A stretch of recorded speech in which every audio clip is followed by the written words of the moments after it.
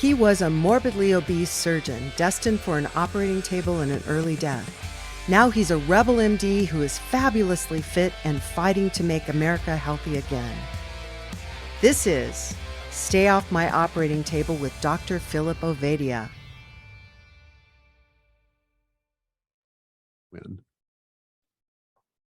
Okay, continue. Okay. You were saying you were in LA for 30 years. Yeah, talk me into it. Yeah. Okay. Yeah. So for the audience, we started this podcast off the air. Yes, and Jack and I were talking about how cool we are because we eat a lot of meat. And Jack mentioned, he goes, I just don't feel right if I don't eat enough meat. And it almost sounds like an infomercial when someone says that, but I started saying, yeah, I feel the same way. But most people don't realize that they don't feel good when, vegans, for instance. And look, I'll give the average vegan a buy round, and I'll tell you why. When most people go vegan, it's because it's the same reason people go carnivore or low carb or anything else. They're usually searching for, something better than what they have. And usually what they have is the standard American diet, right? Yep. And that's enough to make you sick. And once you start feeling bad, you'll start going down rabbit holes. And of course, vegan sounds healthy. I mean, what's healthier than eating a vegetable? I mean, we've heard your whole life, eat your vegetables. Eat your vegetables. So vegan has veggie right in it. And so being in LA, most people would go vegan and they go, Vinnie, you don't understand. I feel better than I felt in years. I feel light. My thought patterns, I'm clear in the morning, and this is just wonderful. And I'll go, yeah, that's great. That's going to last for about 2 weeks, maybe 3.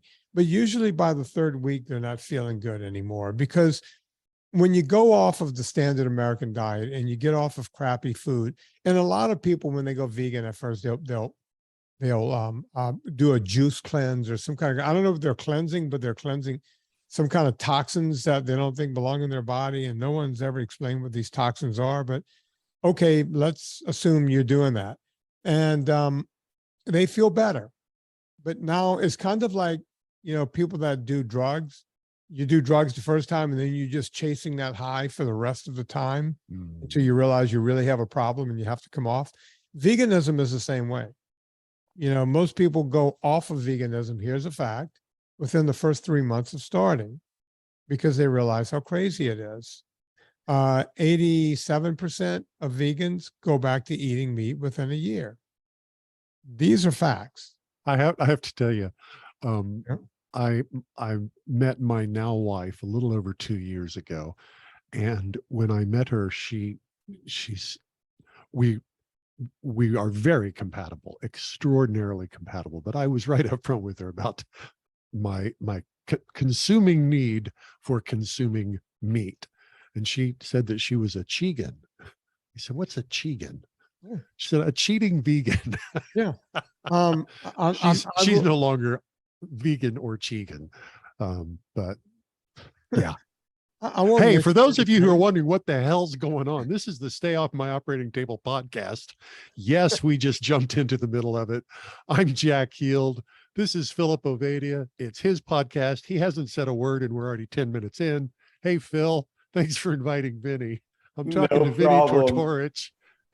And thankfully, Vinnie needs no introduction. I would be surprised if there are many in my audience who don't know who Vinnie is. But Vinnie Tortorich is really, one of the true original forward thinkers when it comes to nutrition. Vinnie was, I think I had said before we started recording, that Vinnie's been podcasting since before there were podcasts.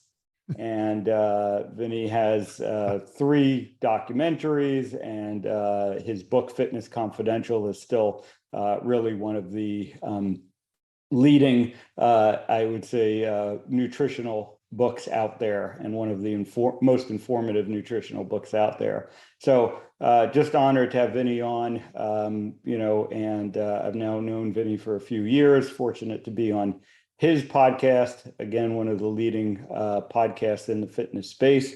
And really, I've been working up to this moment because, just wanted to get to the point in my podcasting career where I felt ready to have Vinnie on as a guest. So we're happy to have Vinnie today, and we've already gotten a preview of some of the great stuff I'm sure we're going to talk about. Okay. So when I interrupted you, Vinnie, you were telling me that some percentage, I don't remember what, of people who go vegan quit within a year. Yeah, a very high percent, because we were never meant to not eat, animal products, and people find that out. And some people go for years. I mean, my friend, oh God, her name is now slipping my mind. Leah Keith, she was a devout vegan for 20 something years. And she finally, one day, she was dying. Everything was just, her body was shutting down. Your body can only take it for so long. And she was doing it the right way. I mean, she was planning her own food and doing all this stuff. And she realized, she goes, we tell ourselves we're not killing stuff, but I have to kill everything in order to eat this. Every time you break ground, you have to kill something. And, but at some point she couldn't deny that her health was failing. She hadn't had a period in years. And these are all things she's discussed on my podcast over the years. She's in my third movie, Beyond Impossible. And, she wasn't a Chegan. She went all in. And finally, one day she had a piece of meat, and it was almost like, the angels started singing and the clouds lifted, and she never looked back. You mentioned Chegans. I know someone, an acquaintance, who is well known in the vegan community as one of the top vegan athletes. And everyone goes, look at him. He's doing all this stuff and he's a vegan. I've been with the guy eating meat. It's, and I'll never sell him out, but I remember one day I was talking to his wife, and she was like, oh, my husband wouldn't touch coffee. We never I met him originally in a Starbucks. And I said to her, you realize I met your husband in a Starbucks? She goes, oh, but he doesn't drink coffee anymore. And I looked down and I said, I wonder how he gets that coffee off of his breath before he gets home. He would drink a coffee within a coffee. He did something called a black eye or red eye or something where you put. Oh yeah, the red eye. Yeah, he was like pouring. Give me a black with 6 shots of espresso. Yeah, give me a black coffee and add a lot of espresso to it. And I own a coffee company, and I was looking at this guy going, you got to be kidding me.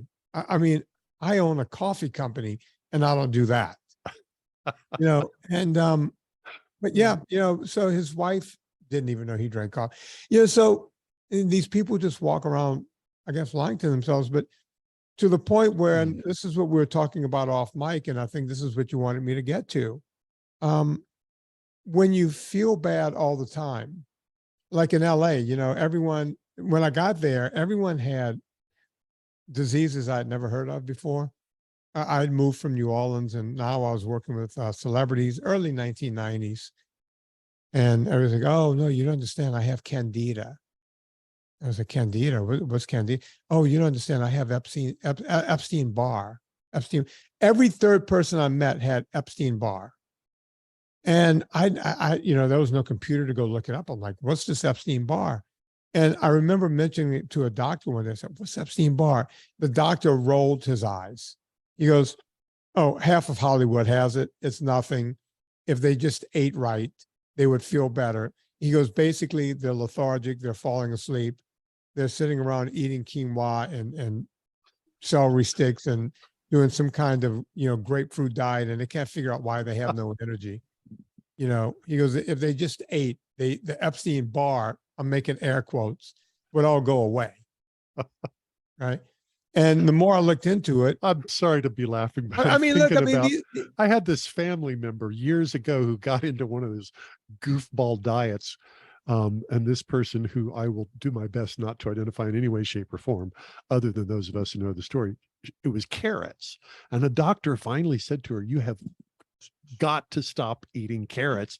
You're turning orange. You can yeah, never have another carrot the rest of your life." And she really was. She was turning orange. yeah, the Okay. carrot, yeah, it'll make it when people get into these wacky diets, they go, "No, you don't understand. I'm sick." It's like, no, you're getting sicker from doing the wacky diet. And you know, one after the other, Jack. I would see, what was the last one? Right, I was there for 30 years. The last couple of years I was there, everyone had it was a new one. Everyone had The disease of the month club. oh yeah, it was literally disease of the month. They all of a sudden all had I'll think of, as a matter of fact, whenever people started getting celiac, I didn't believe it at first. Now I understand celiac. You know, they changed wheat so much, people were actually getting sick from. I didn't, I thought that was another Epstein-Barr, but that's not the one I'm talking about. That actually exists. Um, Chronic something, Chronic fatigue syndrome. yeah, chronic fatigue syndrome. Okay. Didn't we call that Epstein-Barr back in 93? Didn't we call it Candida in 96? I mean, it's the same thing. Go freaking eat a piece of red meat, eat some animal muscle. All your problems will go away.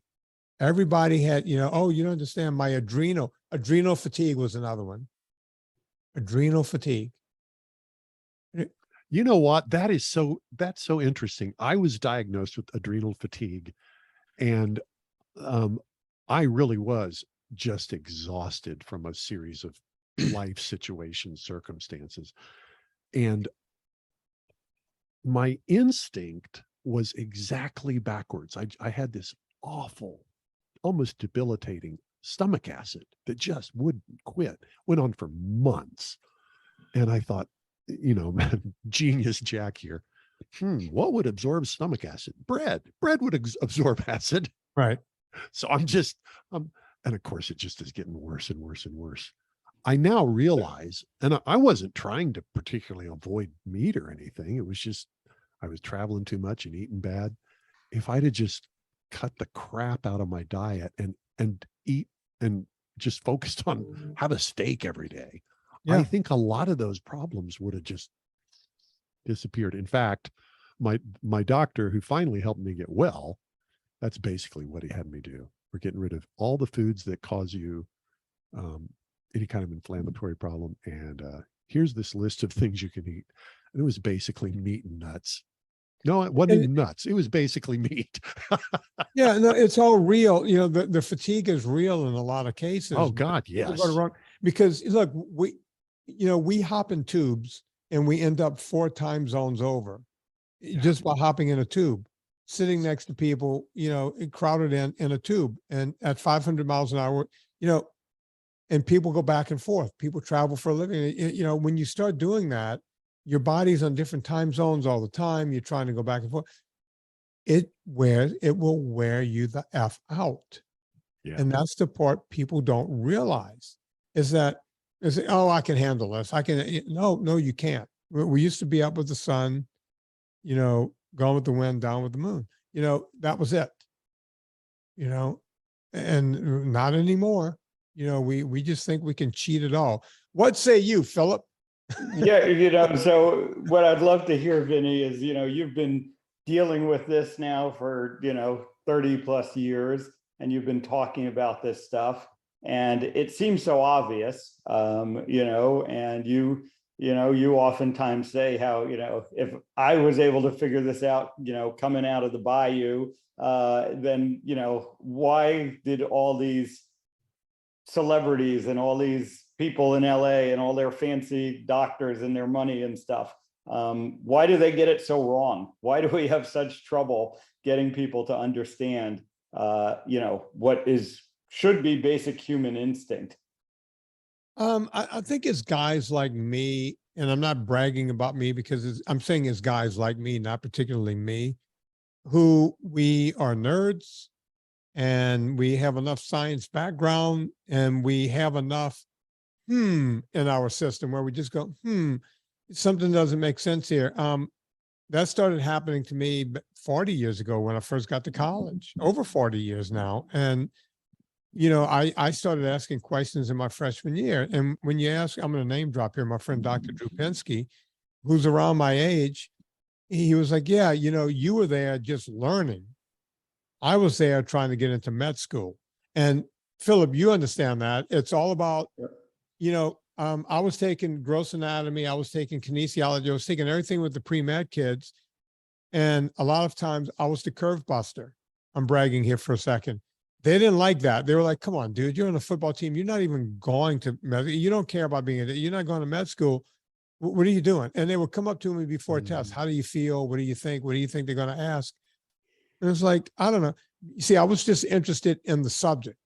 They were just interested in getting out of the subject and moving to the next layer of becoming a doctor. I mean, you guys go through 12 years or so of holy hell to get where you are, right? And, I ask every doctor this, and I'll ask you, I mean, when you go through, how much nutrition did you get? Was it a day? Did you get 2 days? Answer the question, Phil. I know the answer. Phil and I've had this conversation. Yeah, it was very but I love to minimal. get this on tape. Yeah. I remember I believe it was about a 3-day course that was probably a couple hours each day on nutrition. And it was just, it was the basics. This is the food pyramid. This is what a carbohydrate is, and that was it. And even more so, as you go through the training and, you go through all the different rotations and you're in the hospital, no one's talking about nutrition. No one's talking about the impact of what these people are eating on the diseases they're developing. And, what you're alluding to is correct in many ways. What medical school does is gets you to memorize information and teaches you how to follow protocols. It really doesn't do a good job at teaching you how to think, how to have, kind of these common sense, basic thoughts to question, some of these narratives. And I've admitted it, on this show and in many other places that for the first 10 plus years of my career, I didn't question them either. They were gospel, they were truth. And you're working hard, you're trying to take care of people. And it's just sort of, nose to the grindstone until, one day you kind of look up and you look around you, at least I did, and said, what are we doing here? What's going on? And that leads you to start asking these different questions. Yeah, the things, and I tell this to people, and my kind of, back by you way of doing things. My great grandmother was born in Italy and barely spoke English, but I would hear things as a kid from a woman who died when she was 100, right? This woman was born in the 1800s. She would say things like, if we had a Coca-Cola or something, don't drink that, you're going to get diabetes. How did this old woman from Italy, who had maybe 5th grade education equivalents, don't drink too much soft drink, you'll get diabetes, right? Don't too much bread, you're going to get fat. Too much pasta, you're going to get fat. Look at that panza, you're getting fat. How did this woman know that? Yet when I got to Tulane, a school that's known for medicine, all of a sudden I couldn't find a professor to agree with that. As a matter of fact, it was mentioned in my freshman year. A professor was talking about fat and the importance of fat and your body's preferred fuel being fat, your brain's preferred fuel. That same professor a couple of months later was talking about something, and he said, the brain, we need sugar as fuel. And since I take prolific notes, I went back to September 21st and I said, Professor, you said on the 21st of September that our brains, our bodies prefer fat as our fuel of choice. now you're saying carbohydrates. And he goes, yeah, it's carbohydrates. And so, well, what happened to fats? And every Jewish kid in there was going, which one's going to be on the test? Just tell us what's going to be on the test. I'm saying Jewish kids. I was at a Catholic school in New Orleans. I was the only non-Jewish kid there, which made no sense to me. And I'm an atheist. But that's all these kids wanted to know. Wait, you don't believe in God and you broke the curve? Oh my God. I was all over the place. Now half your audience is he's an atheist. I'm out of here. I'm done with him. Nope. We've got a good audience. They're good people. Yeah. Yes, trust me, people hate when I tell the truth. But you know, there's this whole thing where the students were going, wait, what are you putting on the test? That's what we need to know. Yet I was sitting there going, you said one thing, now you're saying another thing. Which one should I learn? Which one should I know? Sure. And that was my first rabbit hole. We're talking 40 some odd years ago, 1981. That's over 40 years ago. Right? So, you know, those were the kind of rabbit holes I started going down. You know, my great grandmother knew something that Tulane didn't know. Isn't that fascinating?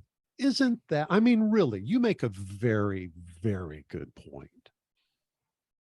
An old Italian woman born in the century twice removed Before from ours, yeah, exactly. with a 5th grade education, knew stuff that only here in the last 10, 15 years has anybody in the medical world started to Well, no, not exactly true. You could go back to Banting, and you know we can go back to the early 1900s. Oh, true. We could go back to the 1800s. We knew this. We could go back whenever Ansel Keys was running amok. There was a guy over in England, John Yudkin, in the late 50s, going into the 60s, saying no, it's sugar. Sugar's the problem. While Ansel Keys was squashing him, going, don't listen to him. Don't listen to the guy from Europe, one country over from Vinnie's grandmother. Let's listen to me, because somehow I have this information, which it was all out of whole cloth. It was just all pulled out of whole cloth. And nobody, we can only surmise why Ansel Keys was doing what he was doing. We don't really know why. We don't really know what was happening at Minnesota University, what was behind him, because he wasn't a vegan. He wasn't a Seventh-day Adventist. And I don't know if your audience knows what that is and how that connects to it. I happen to, but I'm not a good avatar for that. Let's pull those two together real quick. Okay. Veganism, and by the way, folks, I have nothing against veganism. I'm just fact-based, and I don't care whose feelings I hurt. Veganism was started through the Seventh-day Adventist Church. As a matter of fact, you can link all the quote unquote blue zones around the world to Seventh-day Adventists and that sort of thing. Well, at least the ones in the United States. And back in the 1860s, around the time Lincoln was in the White House, there was a woman named Ellen G. White, who was a parishioner of some sort in the church, as much as a woman can be a parishioner in any church at that time. And she woke up one morning and said, God came to me in my sleep. Now, if I did that today, my wife would have me committed by noontime.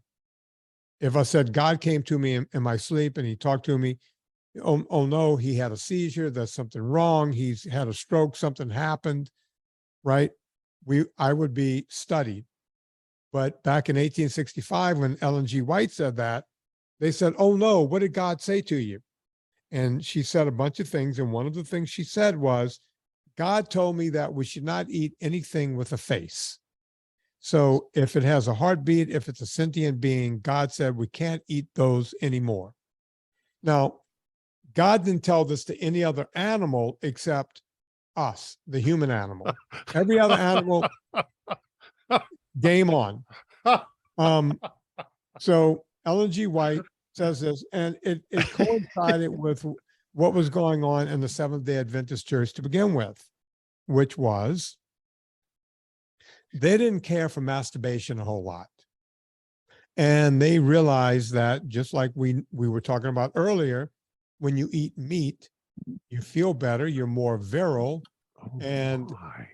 you know, they didn't believe in masturbation. As a matter of fact, they didn't believe in sex for any other reason other than procreation, right?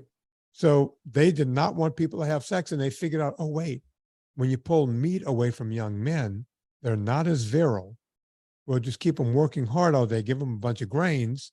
And as it turns out, there was a young guy named John C. Kellogg, who became a doctor, by the way, who worked for the church. He was a page, and he did a lot of typing for the church and the whole thing.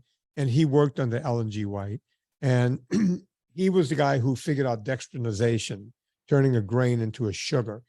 But that's another story for another day. Maybe you guys will have me back, since you've already had Anna on the show. I can't believe you had Anna on the show before me. What the F is that? So no, we haven't had Anna yet. Oh, you haven't? No, we haven't. I thought you had Anna. Look at you getting all upset over nothing. Wait a minute. Have you had Cynthia Thurlow? We have had Cynthia. Yeah. I can't believe you had Cynthia Thurlow before me. I told Okay. you, Vinny, I had to Come warm on. up. I We had gave to him make sure I was something. ready for you. Wait, you warmed up on Cynthia? It should have been the other way around. She's the star out there. So, and she's way cuter. She's definitely better looking than Oh my you God, she's a smoke show. But at any rate, let's talk about another smoke show, Ellen G. White. Do not go look up pictures of this woman ever, because you will never masturbate again. are. Okay, here But, we go. You Wait. won't- You mean you've got a cure for masturbation? Yeah, it's Ellen That- G. White, a photo of her. When you pull it up and see it, I you're will gonna post the link on the show notes. You'll never find her in Sports Illustrated. Let's put it Oh that way. my God. Oh. So at any rate, are you looking at it? Ooh. I have a picture of her in my first movie, Fat, a documentary, if anybody wants to see it. At any rate, highly recommend Fat, a documentary, by the way. But it's amazing, how we, knew all this, we forgot all this, and we came to believe that, the theory that was put in place of this, was the absolute truth. And all of these things that we did know, that, like you said, 1800s, you can go back even further and, figure out, the original descriptions of diabetes talk about, stop eating sugar, stop eating wheat. And yet we quickly forgot all that. We replaced it with another theory. And the results, since we've been following that theory, have clearly been disastrous. And yet we can't go back and question that theory now. You're the crazy one if you're questioning this hypothesis. That meat is bad for your health and saturated fat is bad for your health, and all these things which we knew and forgot and have now basically proven again. well, let's go with that for a second. So we knew this information.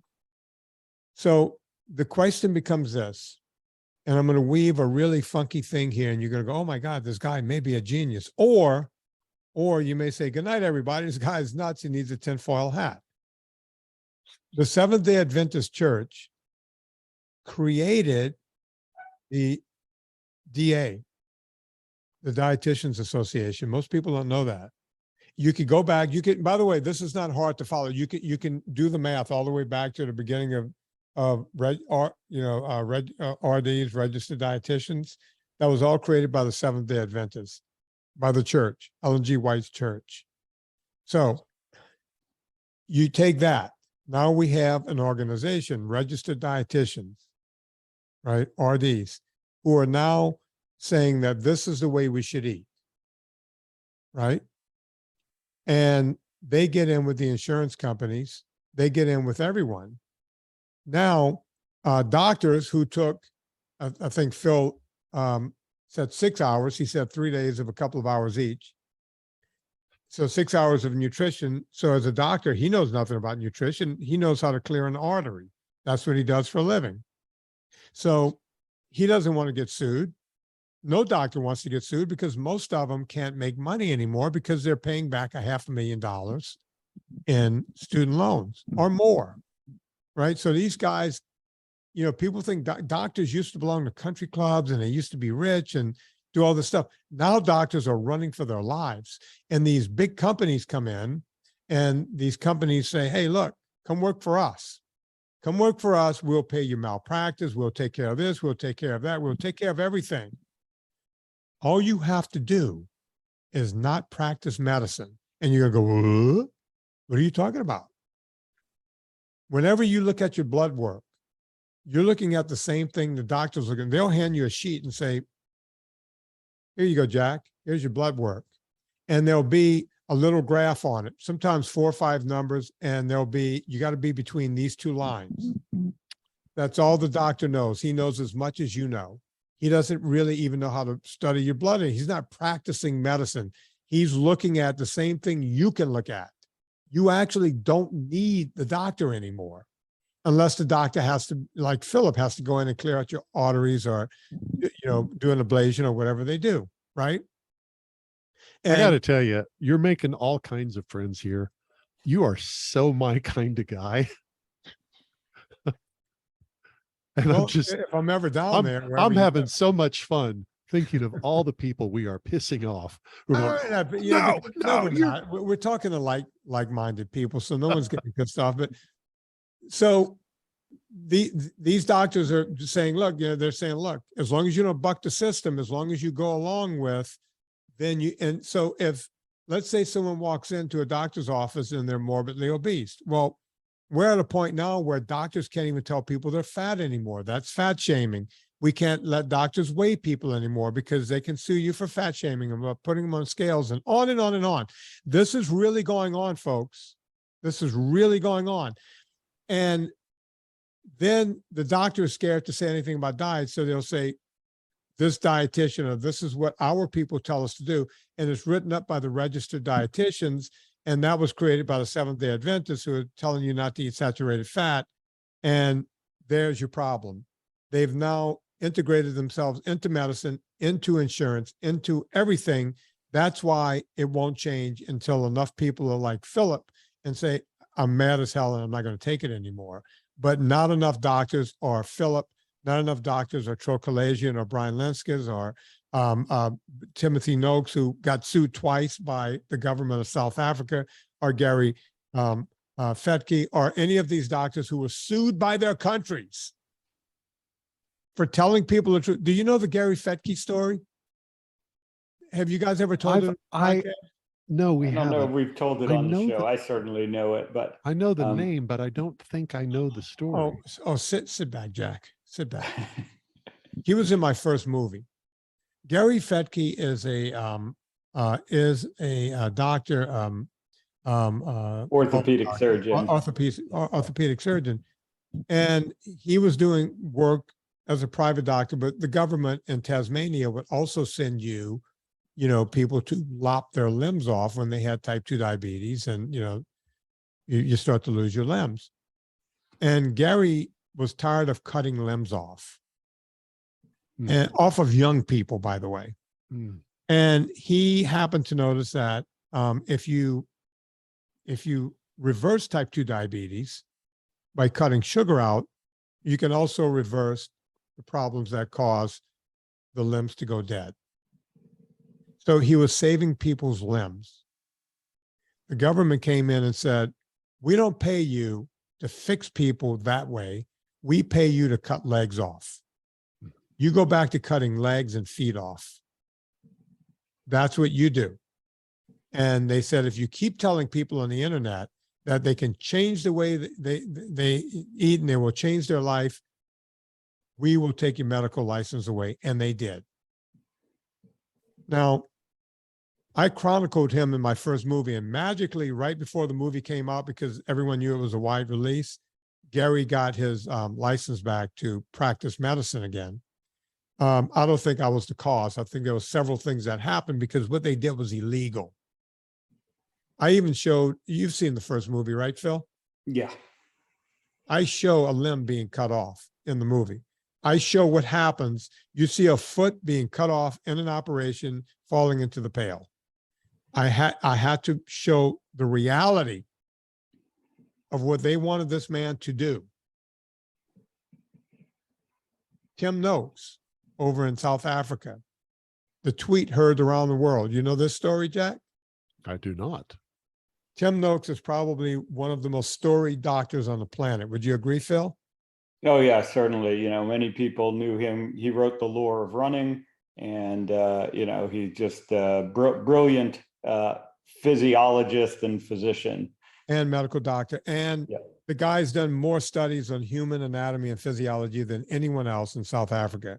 Tim's been on my show, I want to say more than any other doctor. Maybe Nina Teicholz is the only person that's been on more than Tim Noakes. I'm a big fan. And he was set up with a tweet one night. They said, when is it okay for, what should a kid coming off the teat be able to eat, right? As soon as mommy's finished breastfeeding. And he says, well, if the kid has teeth and the whole thing, you should feed, get the kid on vegetables and meat. They sued him. It cost the government of South Africa for telling a mom to give a kid meat. It cost millions of dollars. He had to defend himself. The state had to pay millions of dollars to run this kangaroo court. They had people like Nina Teicholz and everyone showing up to testify over in South Africa. He won the case. They tried him a second time and cost millions of more dollars. I am not making this story up. You can look that up. You can, as the kids say, you can Google that shit. So I got to know, you've made 3 documentaries. I will say the things that you're explaining to me,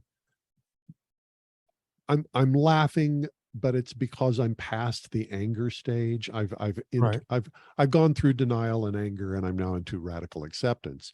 But I never got to the point with figuring a lot of this stuff out that I felt like, oh, I think I'll make a movie about this. What happened with you? Who are you that this was the response that you had to? And I appreciate it, but you've gone way farther than a guy like me who just says, okay, everybody's idiots and I'm going to eat what I want to eat. It all started when I wrote a book, when I wrote Fitness Confidential, and they looked around, the agents over at WME, William Morris Endeavor, one of the biggest agencies in the world. And they said, we know who you are because you've been training our clients for years, but we Googled your name and you do not exist on Google. So they said, you need to go figure out how to get famous on Google. And this is the early days. Wait, of your agent told you to figure out how to get famous? Yeah, Isn't that their job? No, they don't know how to do any of that. Agents take money after you figure out how to become famous. Understand that. That's everyone. There's no agent who goes out and looks for talent. They wait until someone does something famous and then they take a piece. I wish I was making this up. People get to Hollywood and they go, I need an agent. It's like, no agent's going to touch you. You need to figure out how to become Anna Nicole Smith before they will take you on. It's just a fact. Right. So they said, you've written a great book here, but you don't exist on Google. And apparently this Google machine matters now. This was about 12 years ago. So I didn't know how to do anything else. So we started doing a podcast because I used to have a radio show. So I knew how to talk on mic. So we started the podcast. And once the podcast became a thing, people started writing to me saying, you have to, every time a vegan propaganda movie came out, people would say, you got to do the opposite movie and lie in the other direction. And it was like, well, if I do the other side of it, I'm not going to lie. Just because they're saying that eating one egg can cause type 2 diabetes. I swear to God, they said that in the movie. And an egg can cause pus in your body. I swear to God, that was in a movie. And that milk was institutional racism in the movie. All of that came out of a movie called What the Health. All 3 of those things. Forks over knives. I watched them all, and they just lie, one lie after the other, right? And people kept saying, you need to do the movie. And I kept saying, why do I have to do the movie? And they said, well, you live in Hollywood and you know celebrities. And I said, That does not make me a movie maker. Ipso facto. Yeah. Yeah. Oh, because of proximity and the fact that I kiss ass a lot, I should be making movies. Got it. You've got all the qualifications. Yeah. I mean, Jethro Bodine was a big Hollywood producer, according to the Beverly Hillbillies. But someone came to me and they said, "Hey, we could get you money to make a movie." And I said, "Okay, but I need total autonomy." And they said, yeah, all the autonomy you want. And the first thing they started doing was telling me what to do. So I said, take your money, get the hell out. Because I can't, all I have is integrity. I have nothing else, right? And a couple of months passed and this kid, I was at the Adam Carolla show, and this kid came in and he goes, "Hey man, I'm a big fan." I didn't know who the guy was. I was giving up my seat that day for the show and he was taking my seat for the second half. And I was like, who is that guy? Usually it's a celebrity that goes on after me. I didn't recognize him. So the next day I listened to the show. His name was Peter Pardini.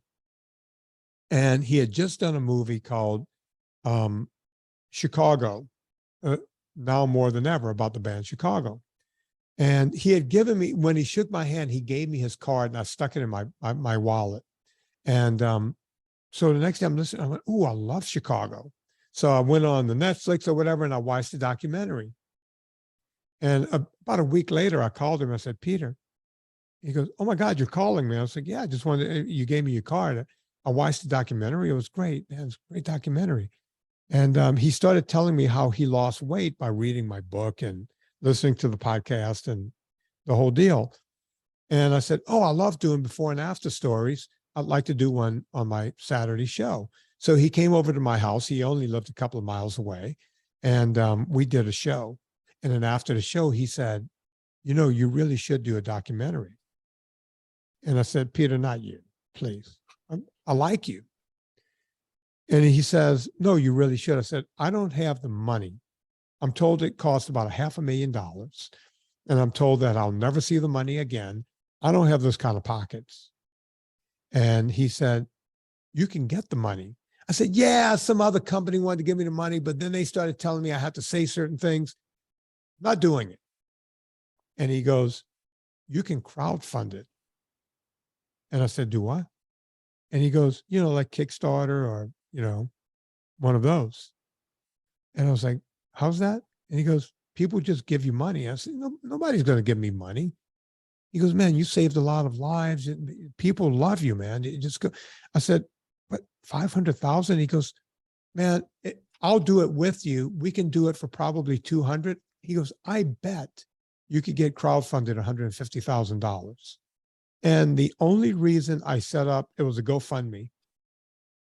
No, it was in the Indiegogo. The only reason I did it was because I was absolutely sure that nobody would give me a dime. I'm going to prove you wrong.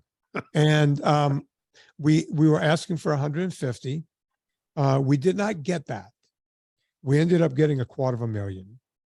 Wow. Yeah, people really came forward. This hat I have on right now was one of the gifts we gave away with, we gave away hats and all kinds of stuff. You can have a meal with me for money or whatever. Right. So I ate a lot of steaks. And we got 250 and it cost me over 300 to do the movie. So I had to put some of my own money in, which, I felt I had to. I felt, these people put up all this money. I have to do this movie. And the movie did way better than documentaries are supposed to do. It's the #1 movie that Gravitas Ventures has ever put out. It's seen around the world. It's on airplanes. It's everywhere still. And it came out right after this movie, Free Solo. And we even beat them for like a month. He was documentary of the year. He got an Oscar. Yeah. And we beat them for about 5 weeks. We took their spot for 5 weeks and they still got documentary of the year. Rightly so, because that movie took over after that. Oh, yeah. Yeah. But I was shocked. And because the movie did so well during the pandemic, I took all the extra footage, put together a second documentary, and we called it Fata Documentary 2. I was going to ask where number 2 came from. Yeah. And that, it didn't make as much money as the first one, but we never expected it to. It's actually, I think critically, it's a better movie. 2 is better than 1. But 1 still eclipsed 2. And then when we did Beyond Impossible, it looks like Beyond Impossible is going to eclipse the first movie within a year. I'm shocked at what that movie's doing. But yeah, I do all those movies. I mean, I think the third movie, you know, really, I mean, they speak to people. And like you said, all you have to stand on is your integrity. You tell the truth. I know you mentioned, you know, about the third movie, Beyond Impossible, that the lawyers went through it with the fine tooth comb to make sure that everything you were saying in there is the truth, and everything you say in there is the truth.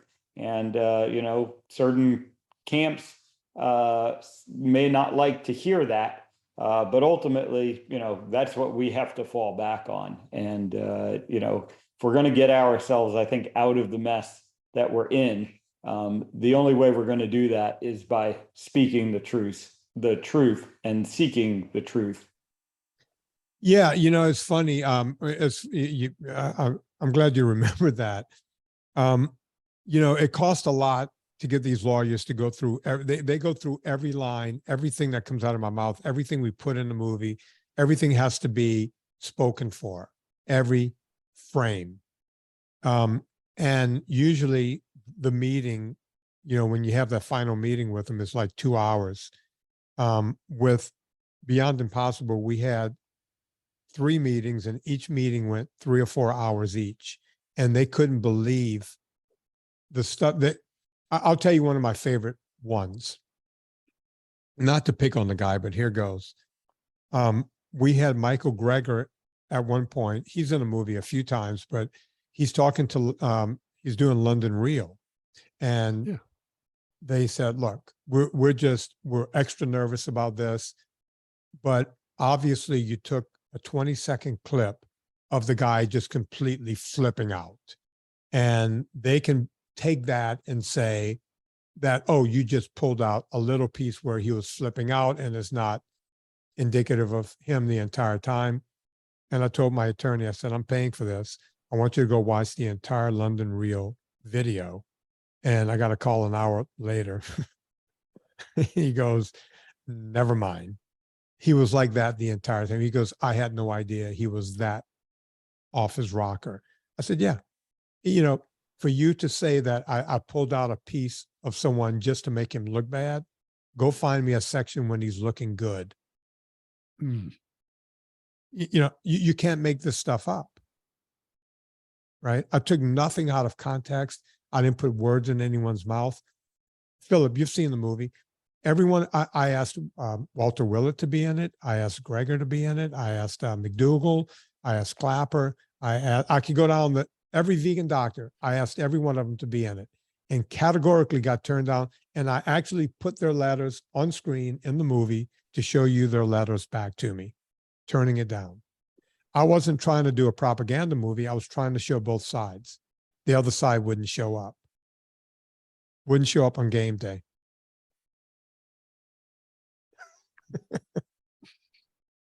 Says a lot. You can't make this stuff up.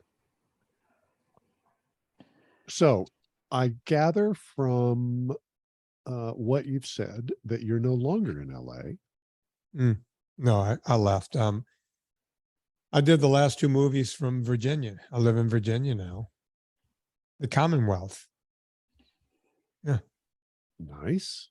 Yeah. How come you left the land of fruits and nuts? Or as my uncle, who still lives there, says, the world's largest open air insane asylum. Sorry. Yeah, that's more like it. You know, there was a couple of reasons. You can probably figure it out. You know, the cost of living. We were living in $1 million home Now that may make me sound like a rich guy. We're not rich at all. $1 million buys you 1,900 square feet in the valley in a safe neighborhood. Okay. Now, when homeless encampments move in front of your house and threaten all the money you have in the world that you have sitting in a house, right? That's your only investment. You know, I'm not a rich guy, right? That's my investment. And when a homeless encampment starts showing up out front and you call the city and the city goes, they have just as much rights as you. And I'm paying taxes, and they say, we don't care. What am I supposed to do? Just let my house become part of a homeless? So, you know, I encouraged them to move away a couple of times by walking out and having a conversation with a friend of mine that came along. Well, two friends, Smith and Wesson, showed up. And, you know, they would move along because they had these vans, right? They would pick up their couch off the sidewalk. But then another group would come in, you know, and then I started Ventura Boulevard, it's like a block away. That became a homeless. And I'm looking around going, what are we doing? What are we doing here? You know, we better sell this place while we can, you know, and it was as simple as that. You know, it was like, I talked to, you know, the government. I tried to do it my way. It just didn't matter. And that, along with taxes, were just extremely high, you know, for no reason. It's like, well, I'm paying all these taxes for what? Well, there's mountains and beach. Yeah. But, you know, and at some point you just go, there's got to be someplace better than here, you know? So connect the dots for me. You go to Tulane, get your education in exercise physiology and nutrition, and then you end up in LA as a trainer. Mm-hmm. What, 40 years ago? Yeah. Well, I spent I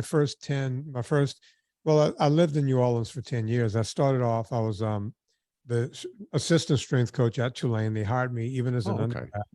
And then I moved on to Newman High School, best known for having two quarterbacks that were NFL MVPs, Eli Manning and Peyton Manning. Yeah.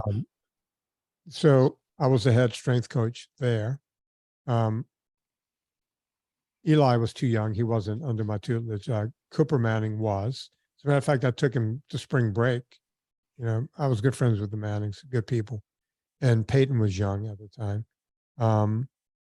But that, you know, I had that, and I was one of the early trainers in New Orleans. And, you know, I was well known for getting weight off of people. And there was a connection between a client and someone in LA, and they had me out to, and I was back then they would do articles on me. Shape Magazine had come down and did a thing on me and that kind of thing. And so I was getting a reputation, and I went out to LA and worked with an actor. I worked with another guy. I don't mention many of the names, but Peter Weller was in New Orleans. I worked with him for a minute, and he mentioned me to someone in LA, and then I went out there to train that person. I started to get a bit of a reputation, and you know, there you have it. So did your career as a trainer change as a result of this move into documentaries? And I'm looking at your website. You do a lot. You got a lot of stuff going on. Yeah. Are you still doing it? Are you still training people? No, well, you know, thank you for asking me this question, because as it turns out, at some point after the book became a big deal, the book became a really big deal, which was shocking to me. I ended up self-publishing it, and it became a bestseller on Amazon, and it stayed it stayed number one on Amazon forever. And then the book still makes, it's like a 10-year-old book now. It still makes money every year, which is shocking to me. But the book became a big deal. that led to, the podcast got bigger and bigger. This was before everybody and their cousin had a podcast, and you can get a big audience. So that happened. Adam Carolla happened to figure me out and started bringing me on his show. I've done his show close to 100 times now. Dr. Drew started figuring me out. So between that, and then I started a vitamin company, purevitaminclub.com. And then the coffee company, purecoffeeclub.com. And now we have nsngfoods.com, which makes ultra fat. So I'm the president of 3 companies. And, I run VinnieTortorich.com. So I looked around one day and I went, oh shit, I don't know.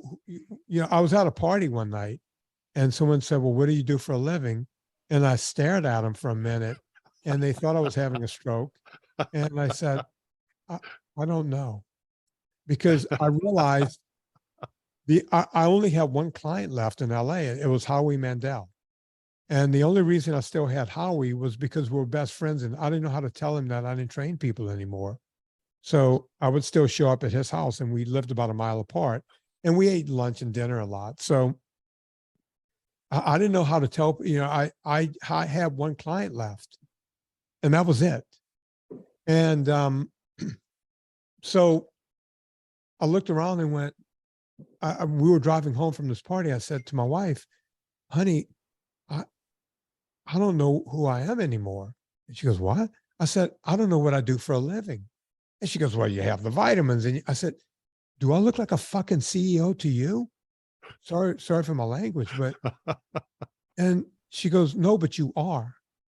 And I said, but I'm not. And that's when we figured out to set up the phone calls where people can call and talk to me.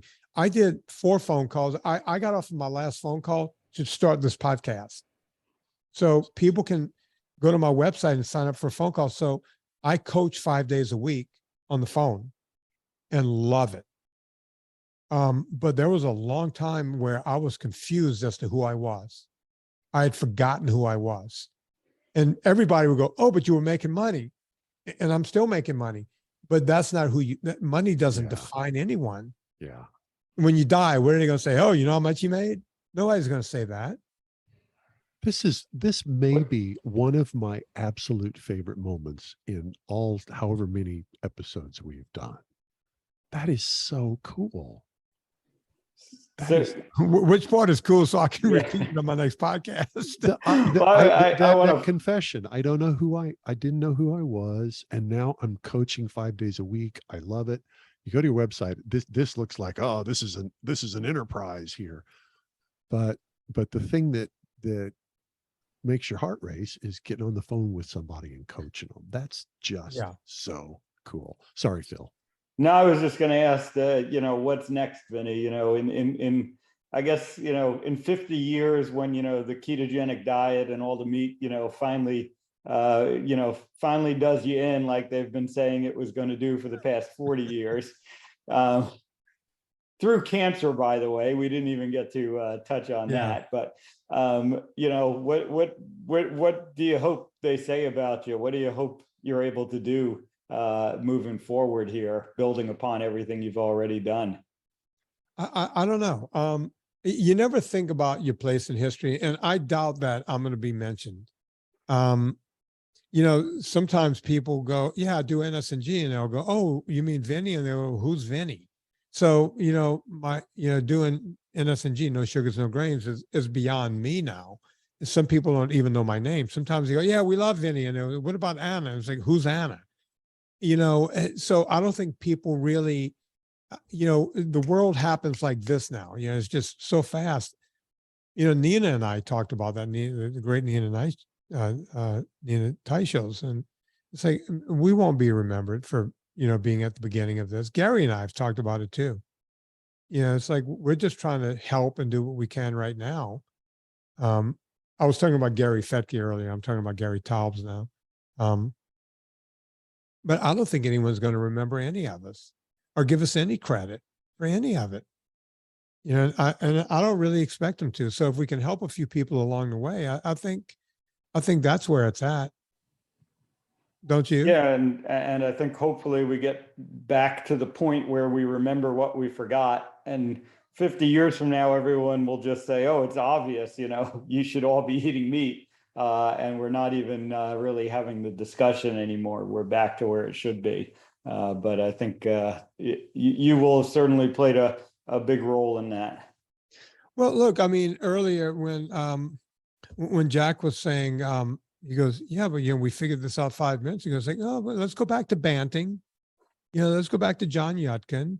Let's go back. We go back to a lot of people. There was also a cancer doctor. Name starts with an O. It's slipping my mind. Back in the 20s or 30s. I can't remember.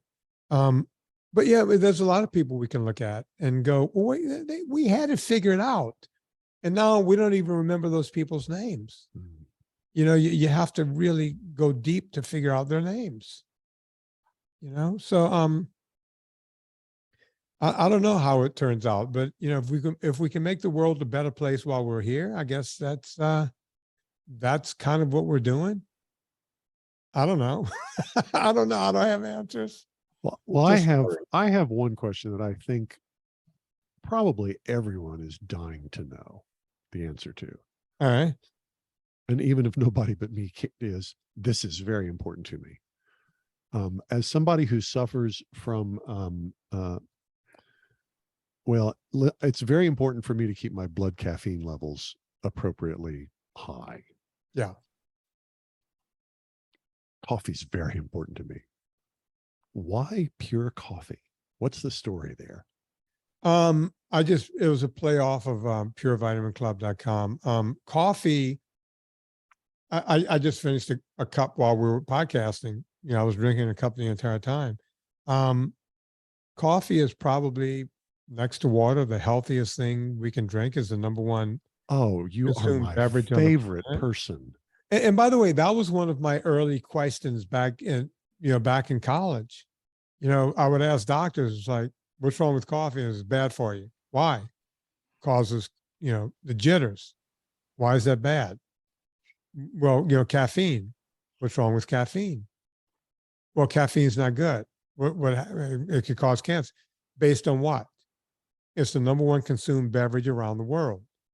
And as we know now, because of how it reacts with adenosine and everything else, and what happens in the brain, and the fact that the more coffee we drink, the American Heart Association is saying for each cup, you can lower the incidence of heart disease by 10% per cup per day. And if you have 2 cups, it's double that, and on and on and on.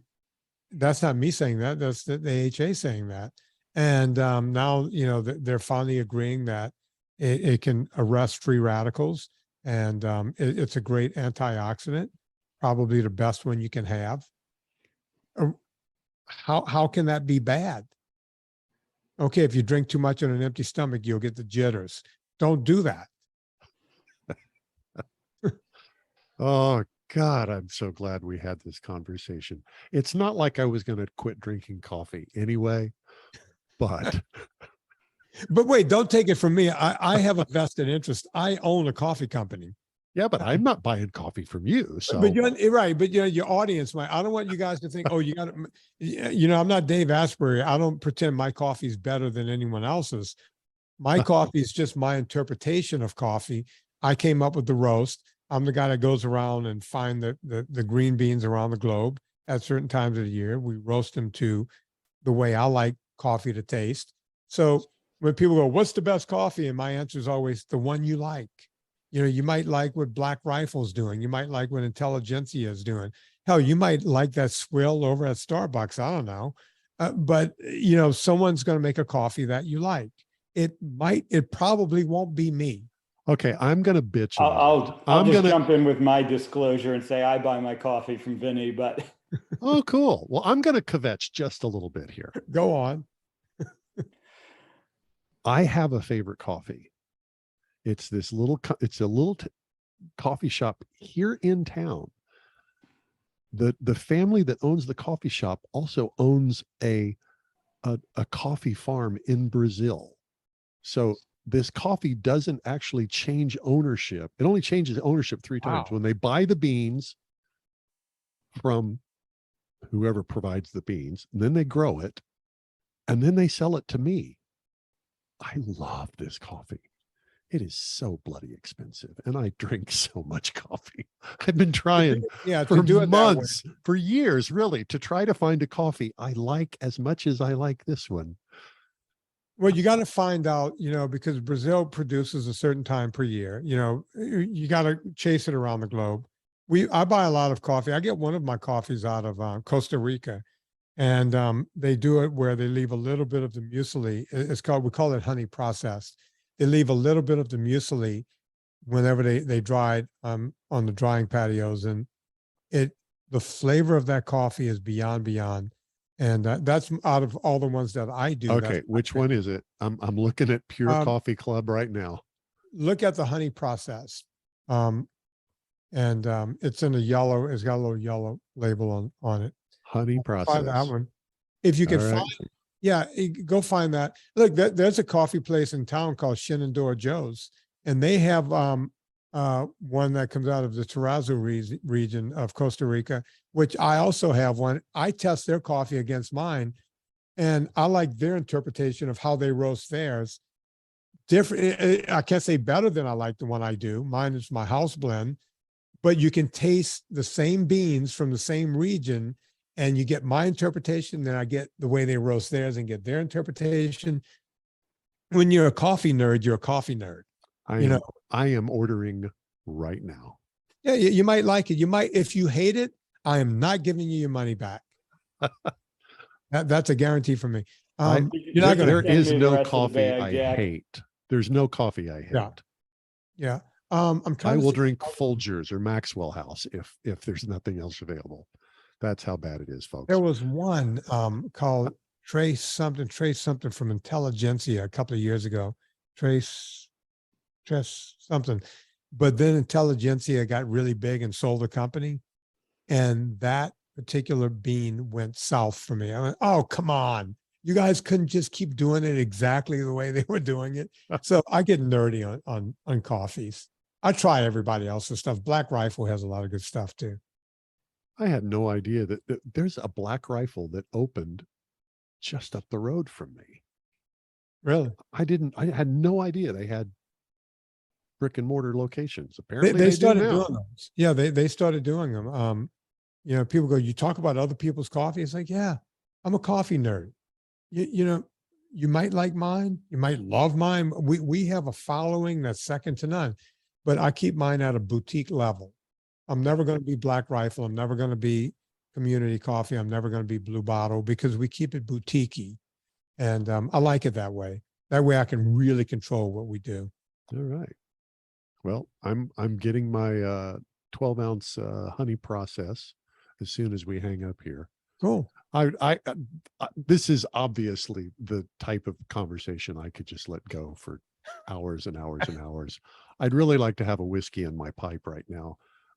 But we don't have that kind of time. Phil, well, you got to do a Friday show with Vinnie to get the bourbon out. If you ever want to do, I do Scotch shows sometimes. Do you? Well, so you may be interested in this. Seriously, I just got back from Austin, Texas. I am part of a marketing partnership, and you may have heard of the Crowded Barrel Distillery. I have not. Well, there's a whiskey channel on YouTube. I'm writing it down now. Daniel Whittington and Rex Williams, and they've got a whiskey vault there on the campus of Wizard Academy, and I asked Daniel on Tuesday night. He said, "How many unique whiskeys do you have here? Not the total number of bottles. How many different whiskeys?" And it's over 3,000. I'm standing here in this whiskey vault. And he said, "What do you like?" And I told him, my favorites. He said, "Okay, well, we're going to go." And he pulled something off that he said 98% of this distillery's production goes into blends, but this bottle is a malted. Yeah, it was fun and interesting and weird. And I'm a whiskey nerd as well as a coffee snob. So We will have, let's have a whiskey show, Phil. Can we do it? Sounds good. Phil, metabolic health and whiskey. Yeah, we could do it. I've done it before. I've done it on my own podcast where we'll drink throughout the whole show. We've done 2,200 podcasts, so sometimes you got to change it up a bit. Yeah, we're not quite that far. All right. In there. Well, it's been great, Vinnie, and certainly we're going to have you back. I suspect many more times, and it's always just this is just the types of conversation we love to have here. I love it. This has been good stuff. Yeah. All right. Well, you can you can get a hold of Vinnie at his website, which is, remind me of that again. VinnieTortorich.com, Tortorich. Vinnie is spelled Vinnie. VinnieTortorich.com. And everything. And we have a free PDF there. Has been downloaded north of 300,000 times. And I'm never charged a dime. I will put a fee on it at some point. But I've been saying that for 10 years and we still haven't put a fee on it. So you can go get that for free. It's 26 pages of how to get healthy. Very good. Well, I'll put a link to that in the show notes, and you can get to the Pure Coffee Club and all the other things that we've talked about there from Vinnie's website as you access it, get to his podcast. It's all there. So that's good stuff. I recommend that highly. And for those of you who hadn't figured it out yet, you can get a hold of Dr. Philip Ovadia at ifixhearts.co, take a metabolic health quiz there, or his website, ovadiahearthealth.com. Lots of good stuff there. Follow the good doctor on Twitter at ifixhearts. For the Stay Off My Operating Table podcast, I'm Jack Heald. We'll talk to you guys next time. America is fat and sick and tired. 88% of Americans are metabolically unhealthy and at risk of a sudden heart attack. Are you one of them? Go to ifixhearts.co and take Dr. Ovadia's metabolic health quiz. Learn specific steps you can take to reclaim your health, reduce your risk of heart attack, and stay off Dr. Ovadia's operating table.